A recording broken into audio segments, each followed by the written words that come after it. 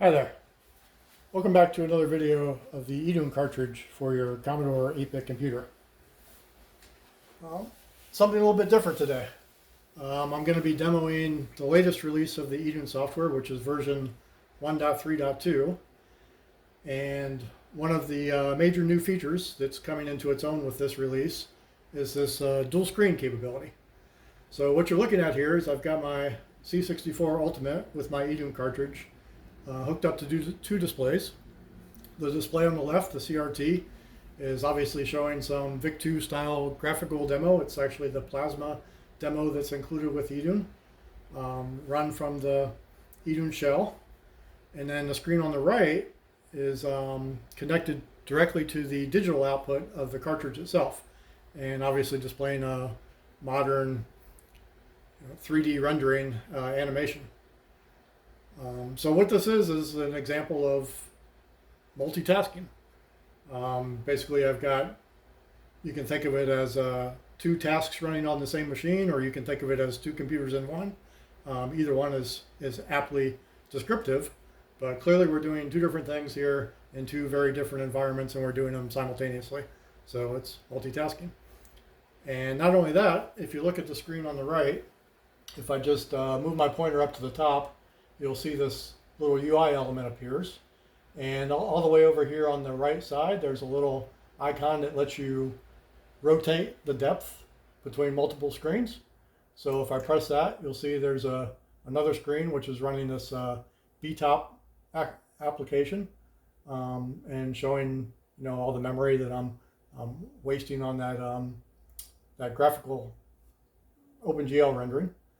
And if I go back up to the right corner and click it again, you see I got another task here running, which this is the new file manager for idun, which is called Thor. And the reason it's called Thor is because it will give you godlike powers to manage your Commodore. But more about that later.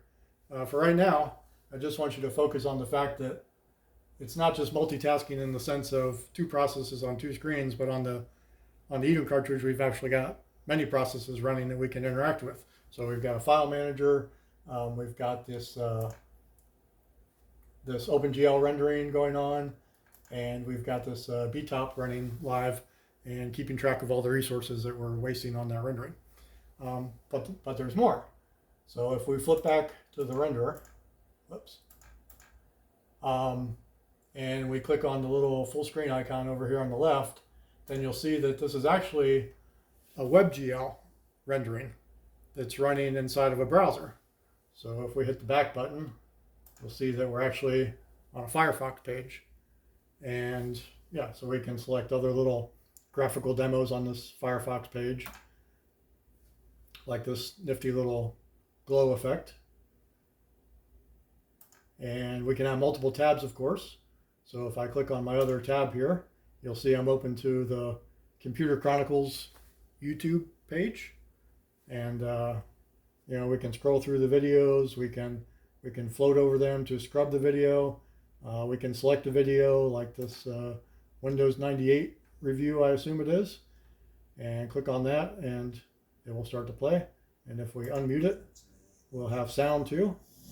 We'll skip over the commercials, and here we are into the Computer Chronicles. Now, similar to how you use backwards and forwards on the web, links or hyperlinks is also something that's pretty helpful. So what we've done, where you can learn all about navigating the internet with links and hyperlinks. Isn't that cool? So yeah, obviously we're running Firefox. Now, how is it that we're running Firefox from the C64 with the idun cartridge? Well, I am using a Raspberry Pi 5 connected with my idun cartridge. So this is a high-end idun cartridge that has 4 gigabytes of RAM and pretty fast GPU and CPU, and can easily handle Firefox and other simultaneous applications that you've already seen. But this is not a quest to demonstrate Firefox to you, so we're just going to go ahead and exit that. And let's talk about how we got there to begin with. So over here on the left screen, you'll see if I just tap a key, we'll get out of the plasma demo there, and we're right back into our Linux shell. And I'll run fetch really quick just to reiterate the system that we have set up here. I'm also going to switch this second display of the flat screen over to the DVI input. This will hopefully make everything that I'm doing a little bit easier to see in the video. So now I'm doing like mirrored screens, right? I've got the analog video from the Commodore going to the CRT, and I've got the digital video from the Commodore going to the flat screen. So it's just a mirror. But anyway, like I said before, they were running on a C64 Ultimate, Alpine Linux, kernel version 6.18 is the version that we're on as of release 1.3.2 for idun. So you probably don't track, Linux kernel versions closely, but 6.18 is pretty much the bleeding edge of the stable version of Linux that's in use around the world. So this is, the latest. You could call it the latest Linux kernel as far as stable distribution usage of the Linux kernel goes. And you can see, as I mentioned before, this is a 4 gigabyte Raspberry Pi 5 Model B running 64-bit ARM Linux. So yeah, so a lot of power here to run a lot of different stuff now that it's supported in this latest idun release. So how does all this using two-screen stuff come to pass? Well, it's controlled by this new kiosk program and user interface. So when I was showing you the 3 applications all running on the flat screen before, I was basically showing you the kiosk UI where I had previously started 3 different applications. If you just type kiosk in the shell, then you'll see that it lists the available applications. And those first 4, Xterm, Thor, Xterm, and OCP, which stands for Open Cubic Player, those are the 4 that are included kind of stock out of the box if you just download the idun OS distribution. And then these next 4 are ones that I have added. So you can see I got Vice, Cool Retro Term, GC Doom, Firefox, which we've already seen, also installed. And the way you add things is quite easy. You just say kiosk app, if you want to add an app, and the name of the package for the app that you want to add. So let's add ScumVM, which is the modern reincarnation of the Scum engine for playing adventure games, in case you're not aware. So we just type that command, and it will get prompted for our password. And it will actually install ScumVM from the online repository, and then it will redisplay the kiosk list, telling you that it's added ScumVM and now lists the available kiosk applications. And now instead of 8, we've got 9, and at the very bottom there it says ScumVM engine for several graphical adventure games. So that's how easy it is to add new graphical applications. And once you've added them to the kiosk, then you can just start them by typing the name of the app that appears on the left there. So very key to all this, kind of central, kind of maybe the most important player in all of this is Xterm.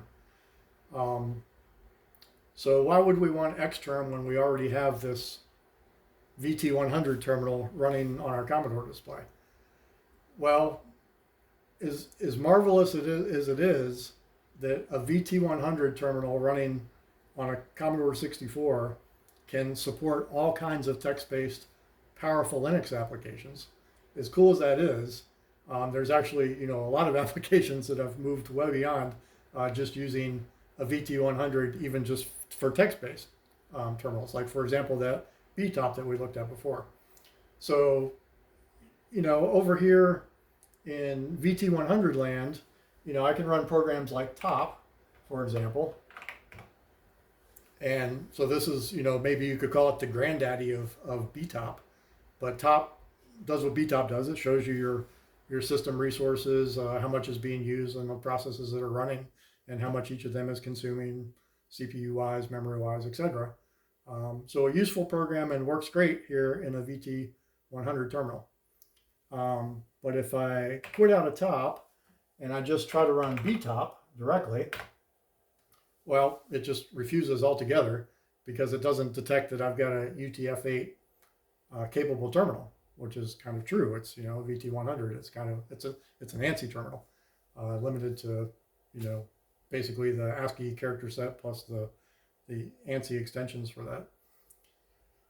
So you can't get too far with BTOP. I mean, you can try. You can do as it suggests and say BTOP and use the force UTF flag, just like it says here, and it'll try, and you'll see something sort of resembling a process manager, but you basically see that the VT100 terminal and the Commodore is getting confused by all this. And even if we try something less than BTOP, let's do HTOP, for example. HTOP is kind of in between top and BTOP in terms of sophistication, but you know, it doesn't look right at all because the way it does the screen updates just not compatible with a VT100 terminal. Okay, so back to why would you want Xterm? Well, if we take our monitor back over to the HDMI display,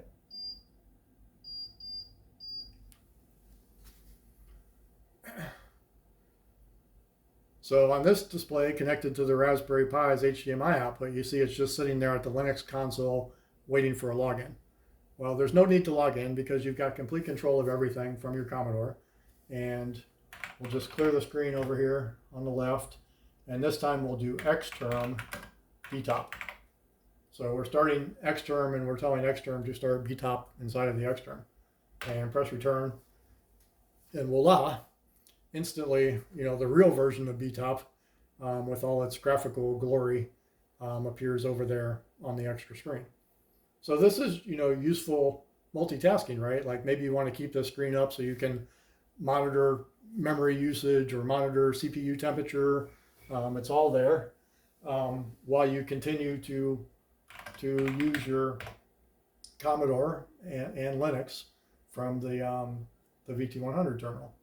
So we could, you know, we'll restart the Plasma application, and you can note that it's running on the Commodore, so it does not appear in the process list on BTOP, and consumes exactly no CPU over there because it's all running on the Commodore CPU. So yeah, back to the multitasking explanation of you can do multiple things here because you've got a modern computer that can run multiple interactive processes on multiple screens, just like you probably do every day if you still use a desktop computer. You're using it with multiple screens and running, you know, many windows with many applications. This is not so much focused on many windows, but kind of many screens and that ability to cycle through screens like I showed you before. So let's see what else can we do with Xterm. Let's just go ahead and we can kill this BTOP by pressing the upper left button, which is a close icon on that kiosk UI. So the kiosk UI lets us get out of stuff as easy as we can get into them. And let's just run Xterm all by itself. And you'll see it pops up still in the same base directory. And if we press Commodore K, now our keyboard is over here controlling the Xterm. Command not found, of course. So we can, well, let's run fetch again, for example, just to get some output there. And you see, so this is a more modern output. So you can do stuff like, well, you can change the font size. So if you just hold down Control and press the plus key, you can make the font ridiculously big. If you press the minus key, you can make it ridiculously small. And you can also make it, you know, kind of just right, like so.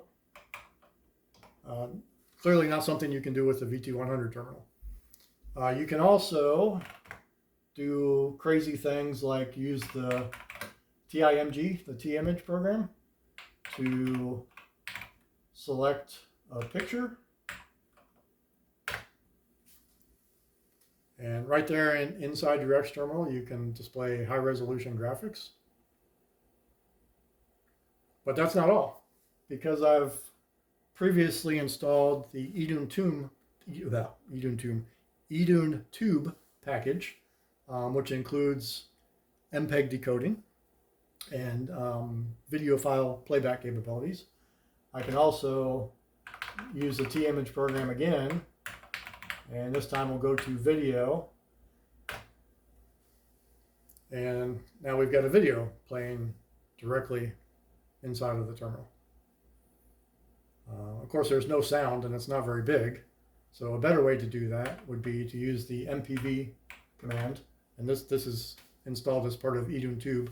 So idun-tube is worth installing. It's an optional thing, but gives you some nice additional tools.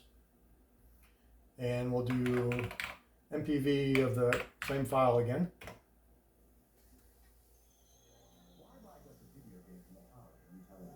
Invest in the wonder computer of the 1980s for under $300. The Commodore VIC-20. Unlike games, it has a real computer keyboard. With the Commodore VIC-20, the whole family can learn computing at home. Plays great games, too. Under $300, the wonder computer of the 1980s, the Commodore VIC-20. Coming soon, Commodore brings you Gorf, the Wonder Arcade game, and Omega Racing home version of the Commodore. Gorf looks pretty cool. I'm going to have to give that a try later.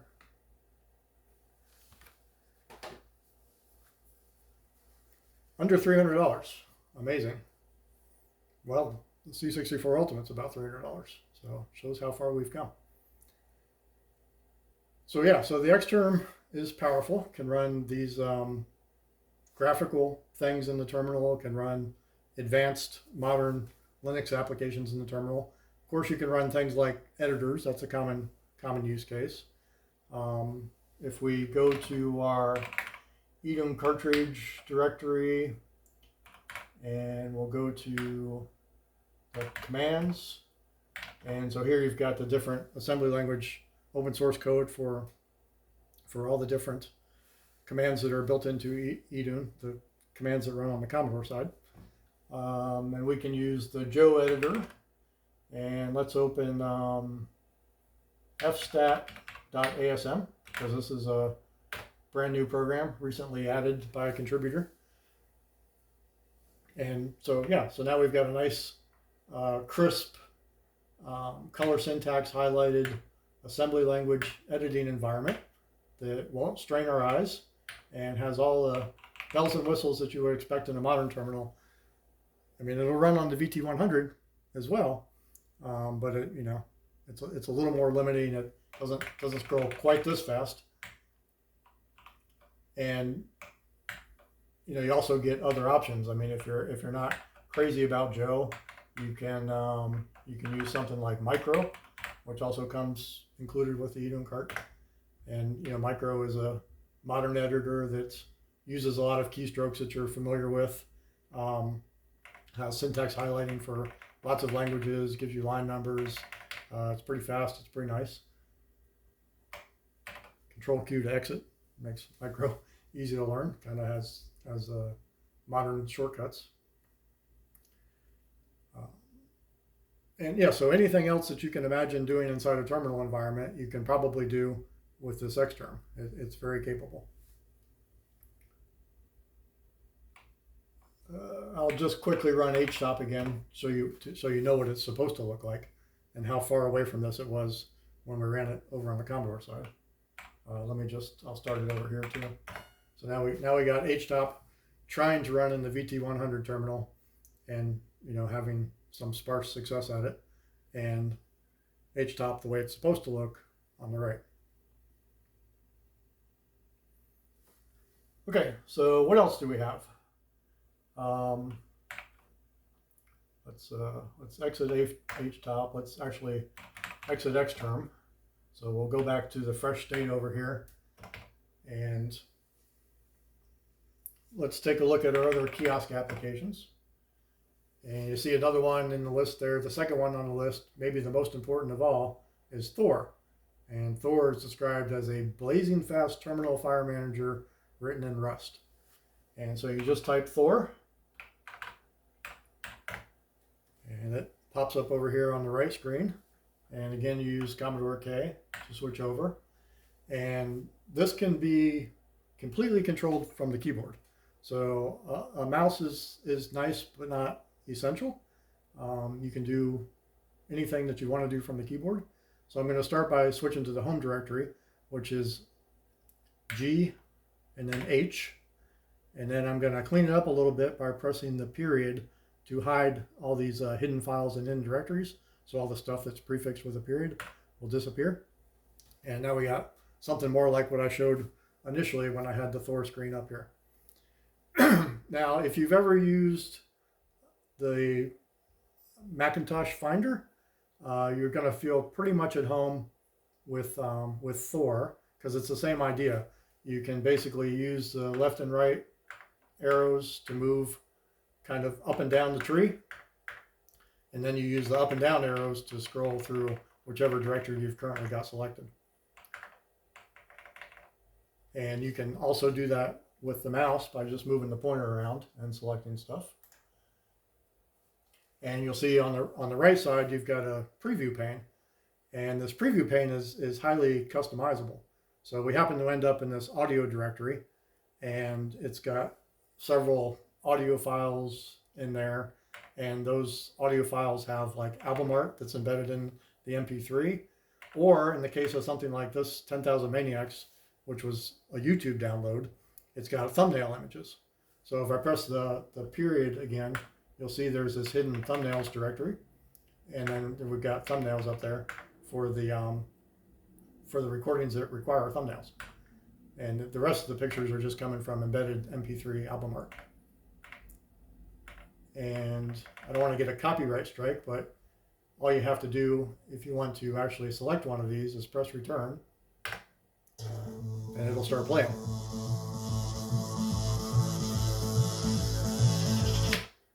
So that's the kind of multimedia navigation you can do with Thor.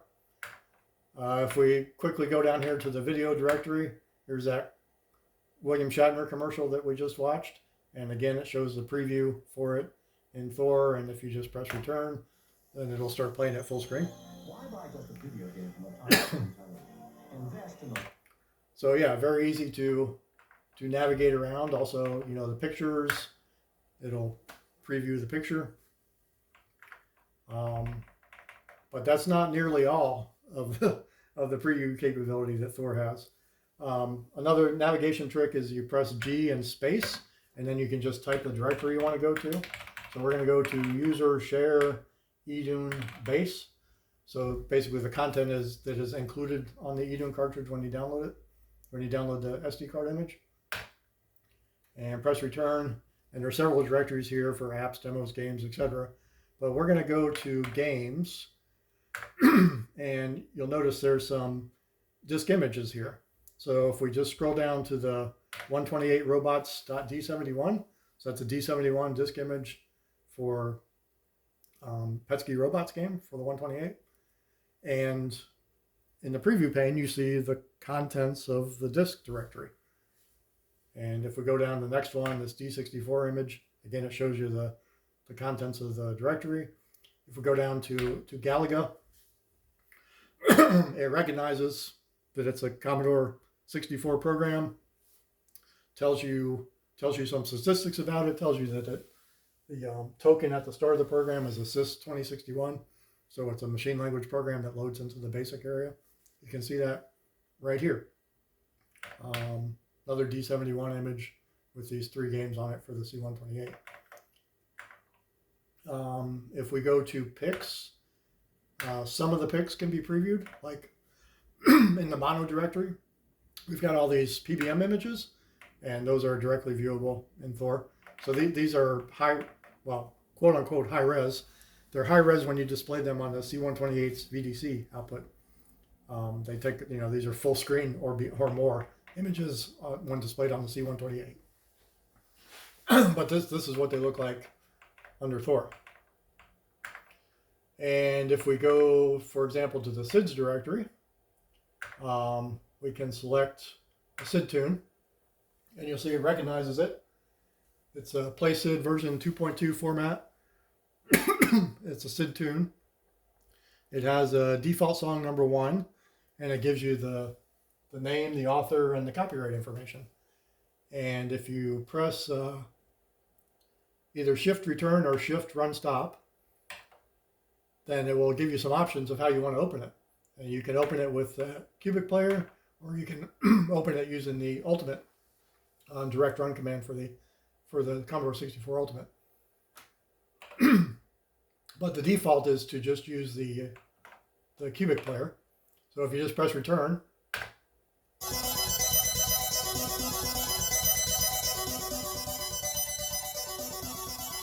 it brings up Open Cubic Player and starts playing it. You get this nice spectrum display, and yeah, I'll talk more about the Open Cubic Player later, because it can play all kinds of chiptune music, mod files, etc. But this is an example of it just playing SID-tune. So you press escape, you can get out of that. And let's go back to the home directory.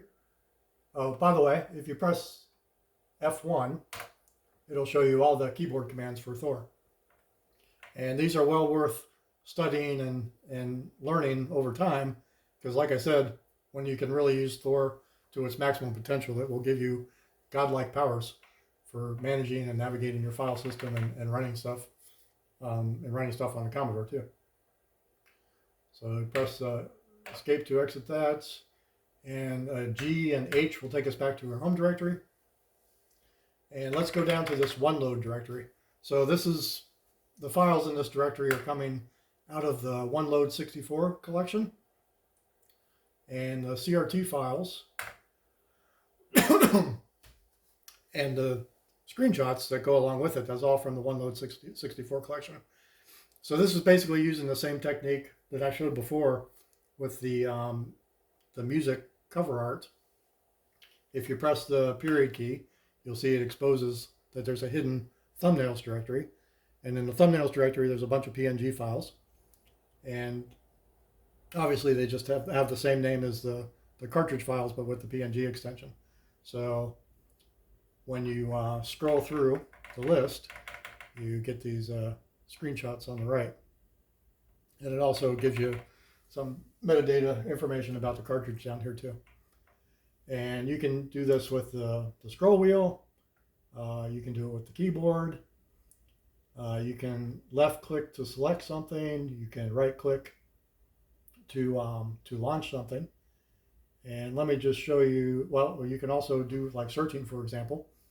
So, well, let's go to the prog directory first, and I'll demonstrate loading prog files instead of CRT files first. So press slash, for example, and we'll type FROG, frog, press return. You'll see it jumps down and highlights all the games in this directory that start with frog. And you can use the N key for next. So now it will tell you, that's 2 of 9, 3 of 9, 4 of 9, 5, 6, 7, down to 7 of 9. And if you press N again, it will drop down to this, road toad, which it also finds because it's got frog in the title. And then 9 of 9 is the Squash a Frog program. Who knew there were so many implementations of Frogger for the Commodore 64, but there are. If you want to find, well, it's not just the slash command that can be used for find. You can also press S for search, and you can press, you can type in something like bubble, and it will find all the bubble games, including Bubbler and Mission Impossible. So it's a smart search. So yeah, very easy to find what you're probably looking for. And then when you want to launch a game, like let's say for example this Frogger 2, you just either select it with return, or you can press the right mouse button, and just that quick, it's loaded over here on the Commodore. And you're ready to play. And so one thing about doing that, specifically with the prog file, is that, let me turn the volume down, is that now we've obviously passed the keyboard control back to the Commodore 64. So if I press the up and down arrow keys, I can't scroll anymore in Thor, but that doesn't mean I can't use Thor anymore, because I've also got a mouse connected. So if I want to just use my mouse, I still have access to come in here and I can select, some other cartridge-based game. So without even without even rebooting to the idun shell or anything, I can pick something like Access Assassin and just right click, and instantly it's going to load over here on the left. And we can go down and maybe we'll pick Ball Blazer, we'll right click that one, and boom. So this may be the best way ever to sort of scroll through, find and play games for the Commodore 64. I mean, I haven't found a better way that works better than this, because it's super fast. It's got the screenshots. Everything loads instantly. You can control it all with the mouse. I mean, in my opinion, it's pretty great. Beam Rider, boom. It's a classic Activision game from the early 80s. And so yeah, it's just great for exploring old Commodore games. What else to say about Thor? Well, let's go ahead and reboot everything so we do get back to the show.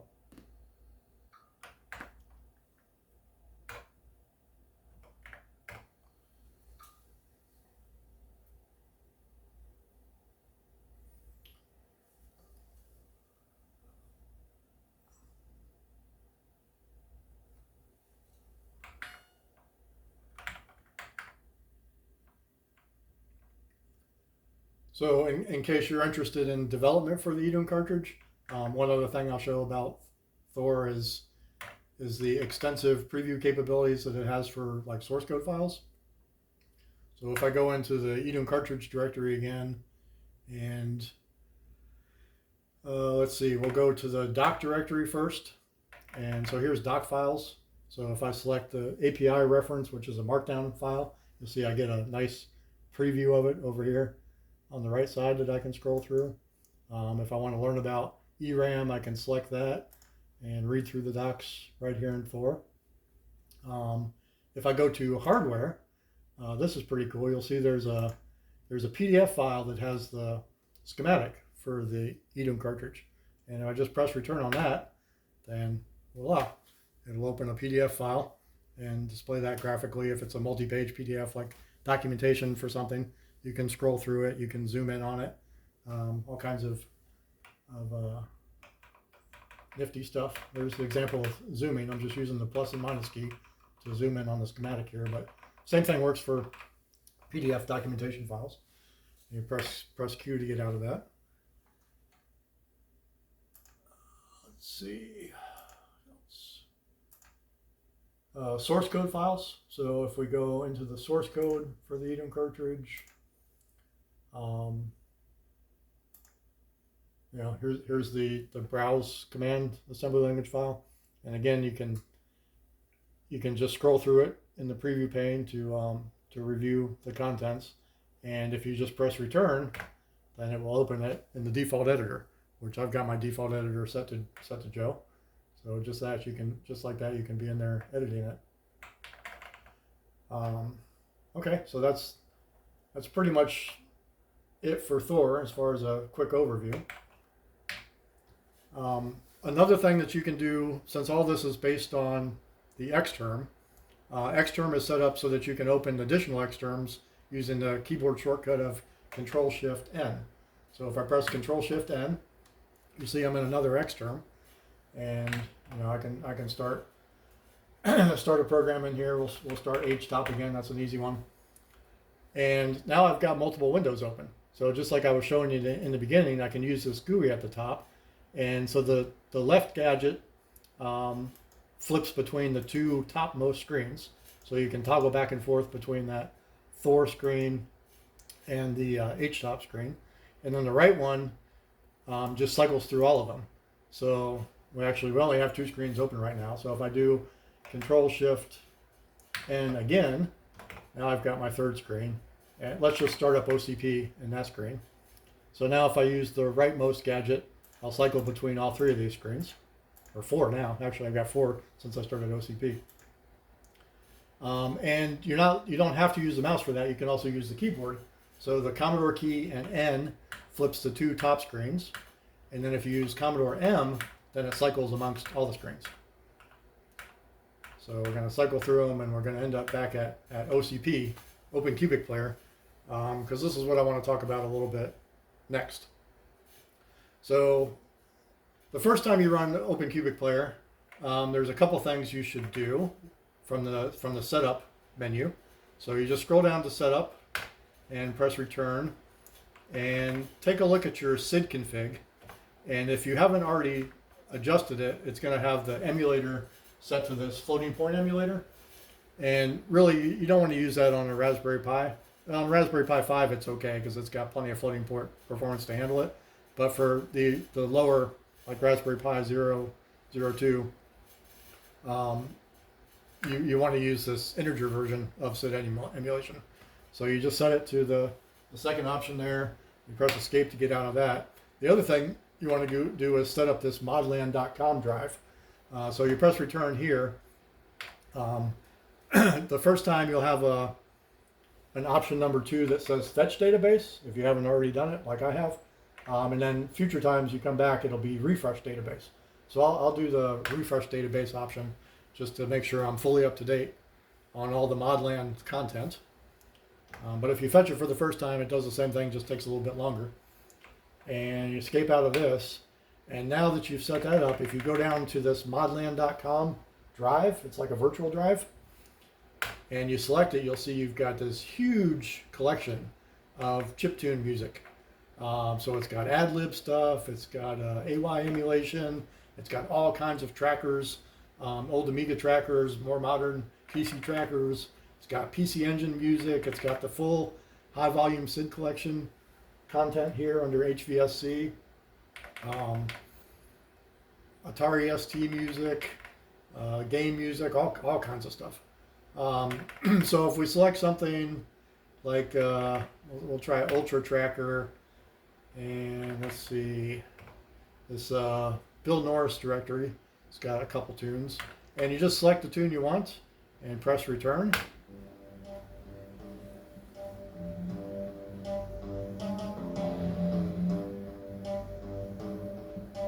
And you get this nice graphical display and very high quality mod music playback. It does a really good job. Open Cubic Player has been around for a long time. Originally was a DOS program, I believe, so it's kind of famous. But here it is, recreated in modern Linux and running on the idun cartridge. I just gave you just a brief overview. From this screen, if you press F, it'll continue to play, but it will take you back to the file menu. So once you're in the file menu, again, you can navigate around. We'll go up here to like Screen Tracker 3 and maybe pick some of this 006 menu. And if you use the right arrow key, then whatever you've got selected will just be added to the playlist. So you'll see it pops up over there on the right pane. Now it's in my playlist. See, maybe we'll select another one here, or 2. So now we got 3 in our playlist. And then you just press escape, and it takes you back to the graphical player. And now that you've got songs in your playlist, well, you can wait till one song finishes, it already automatically starts the next, and the next, and the next, and it'll play through your whole playlist. Or if you want to skip, you can just press return at any time, and it's going to jump to the next item in your playlist. So this was the second one we put in our playlist. If I press return again, it'll bring up the third one.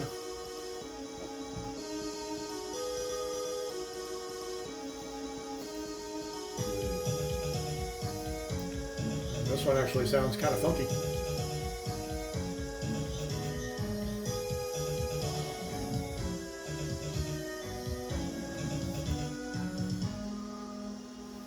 And it's multitasking, right? So at any time I can press Commodore N, flip back here to my Xterm window, type commands, edit files, do whatever, cycle through the other windows. Still got Thor running here, so I could go back to the one load directory and continue browsing through for the next great game I want to play. Beachhead, that's a good one. And back into OCP. And when you've had enough of that, just press escape twice, and it will take you out of it and dismiss the screen. So that's OCP. Pretty neat. So if we switch back over here to the Commodore terminal and type kiosk again. So we've looked at Xterm, we've looked at Thor, we've looked at OCP. There's some other stuff we haven't looked at, but I don't want this demo to go on forever. So let's do just a few quick short demos here. So let's first bring up Cool Retro Term. So I just type cool and then I'll use command line completion. Cool Retro Term and press return. And you'll see it brings up this very retro looking CRT emulator. And we want to press Commodore K to move our cursor, move our keyboard over. And I'm not crazy about the green. I'm going to switch the profile here to the default amber because I think that looks cool. And I think it looks especially cool if you run CPM. So the CPM emulator. And now we're in a CPM session running on a amber looking CRT monitor. So yeah, the Cool Retro Term is pretty cool. You know, we can go to call it volume, see that we got Zork and other games on volume 2. So we'll do user 2, SD is a directory. We can launch Zork 1, and we're into the game. South of house, behind the house. Open the window. Enter the kitchen. Yeah. So good times can be had if you want to, well, a CPM experience with a simulated CRT terminal. That's rather cool. There's other profiles here. Like this IBM 3278 profile is also kind of neat because it's very kind of crisp looking text, but still retains the CRP kind of or CRT charm to it. Anyway, we'll quit Zork and exit that. And if we just type exit again, we'll be out of Cool Retro Term. And then let's take a look at, well, let's not look at Doom. Maybe we'll look at that, but first let's look at ScumVM. So you just type ScumVM, and it pops up our GUI over here. And you can see I've already installed a couple of Scum games. And if we just double click the one we like,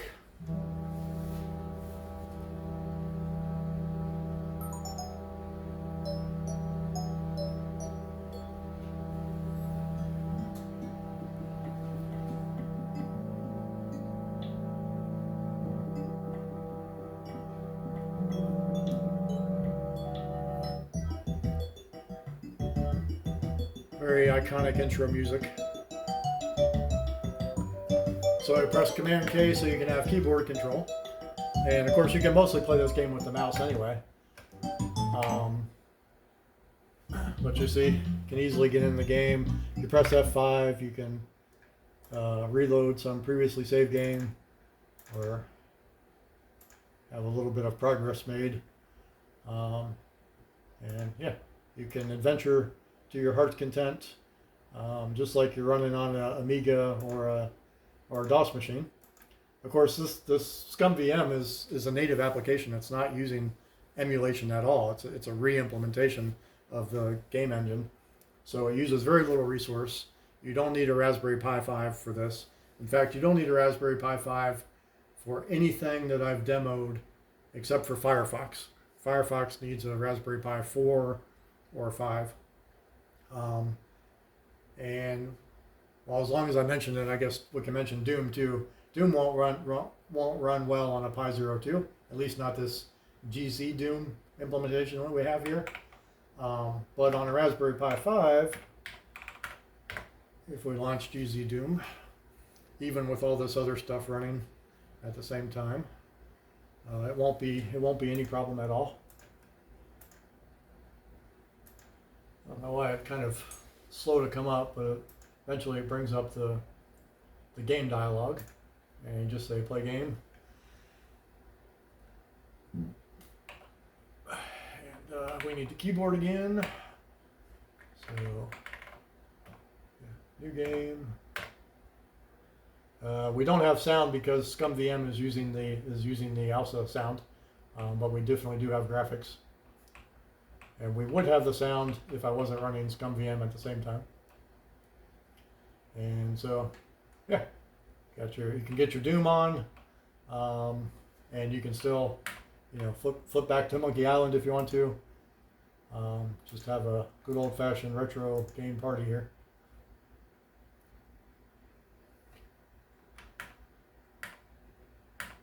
All that stuff's still running. So, yeah, let's quit out of Doom. And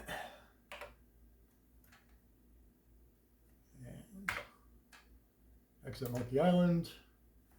And yeah, so we're back to the last thing we're running, which is we're ready to run Beachhead.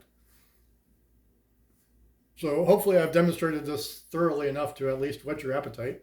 You can run lots of things from your Commodore that you couldn't run before. Like I said before, you can do almost all of this with just a idun cartridge with a $15 Pi 02. If you want to do more of the multitasking, more processes going at the same time, run things like Firefox, do 3D graphics like the demo I had, the WebGL demo there in the beginning, or play, modern 3D games like Doom or Quake or whatever. Then a Pi 4 or even a Pi 5 is worth the extra investment because it will handle all that stuff. So yeah, makes for a very useful setup. You can do a lot from your Commodore 64 in 2026.